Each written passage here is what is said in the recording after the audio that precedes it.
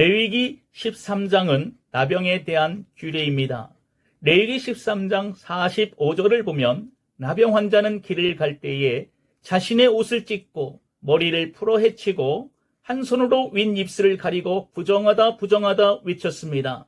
나병이 있는 동안은 늘 부정하였기 때문에 나병에 걸린 사람과 접촉한 물건이나 사람도 다 부정하였습니다. 나병이 의심되면 격리되었고 나병에 확진되면 부정하여 진 밖에 쫓겨나 혼자 살았습니다. 심지어 그가 살던 집도 부정하여 허물어 버렸습니다. 그러면 레위기 13장에서 여호와는 왜 나병 환자에 대한 규례를 주고 계신 걸까요? 우리에게 주는 영적인 의미와 교훈을 생각해 볼 수 있습니다. 첫째, 죄의 심각성을 알려주고 있습니다. 나병에 대한 규례에서 제일 먼저 살펴볼 것은 나병을 진단하는 사람이 의사가 아니라 제사장이라는 것입니다.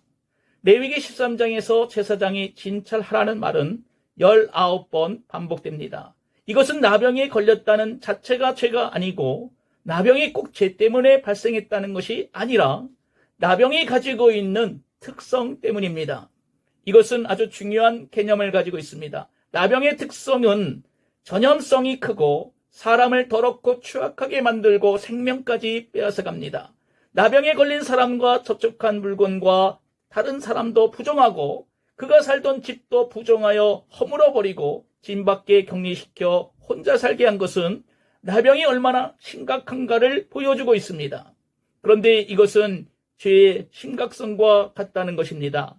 나병이 속살을 썩게 하고 신경 조직을 파괴시키듯이 죄도 인간의 마음과 양심을 썩게 하고 몸과 영혼을 파괴시키는 것입니다.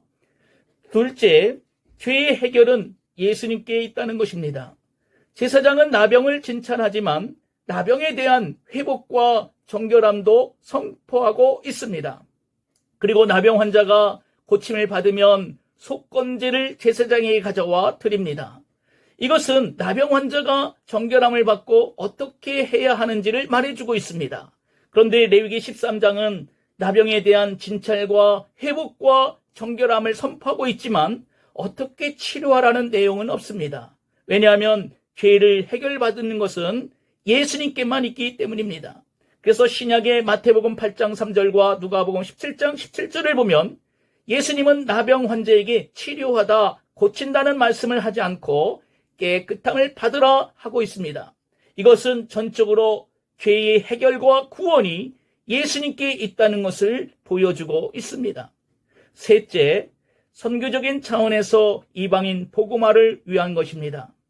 여호와는 창세기 12장 2절 3절에서 아브라함과 언약을 맺으셨습니다. 아브라함에게 복을 주시고 땅의 모든 족속이 그로 말미암아 복을 얻게 된다고 하셨습니다. 또 여호와는 출애굽기 19장 5절 6절에서 이스라엘 백성과 언약을 맺으셨습니다. 모든 민족 중에서 내 소유가 되게 하고 제사장 나라가 되며 거룩한 백성이 되리라 하셨습니다. 아브라함과의 언약, 모세과의 언약에서 볼 수 있는 것처럼 여호와는 유대 민족을 통해서 이방인 복음을 전하길 원하셨습니다. 그래서 나병에 대한 규례는 장차 이방인 복음화를 위한 교육 프로그램이었습니다.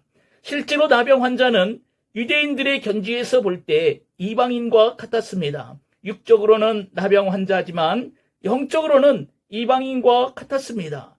그리고 마태복음 8장과 누가복음 17장 18절 19절에서 보면 예수님께서 나병 환자에게 구원을 베풀어 주셨습니다. 예수님께서 나병 환자에게 구원을 베푸신 것은 우연히 된 것이 아닙니다.